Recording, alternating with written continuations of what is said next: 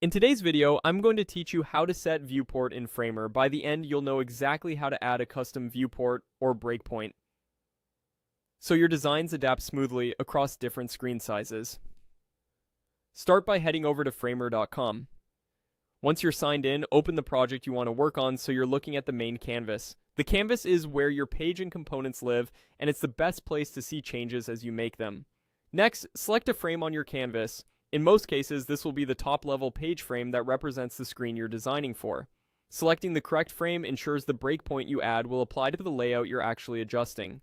If you're not sure which frame to pick, click at the outermost one that contains your sections and content, not an inner component.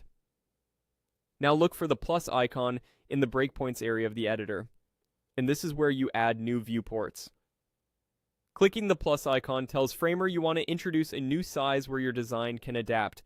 From the options that appear, choose Custom. Framer includes handy presets, but Custom gives you full control over naming and sizing so you can match your project's responsive strategy precisely. Type a clear breakpoint name. Good names help you and your team stay organized. For example, you might name it Small Tablet, Large Desktop, or simply 1024 Wide. Use a naming convention that makes sense at a glance, like including the width in the name, so it's easy to recognize later. Enter the width for this viewport. This is measured in pixels and represents the screen width where you want your layout to change. Popular choices include 1440 or 1280 for desktop, 1024 or 768 for tablets, and 390 or 375 for phones. Choose a width that reflects the devices you design for most and the points where your layout naturally needs to shift. Finally, click Add. Framer will create the new viewport and display it alongside your existing breakpoints. You'll see the canvas snap to that width, making it easy to check spacing, typography, and component behavior at the exact size you defined.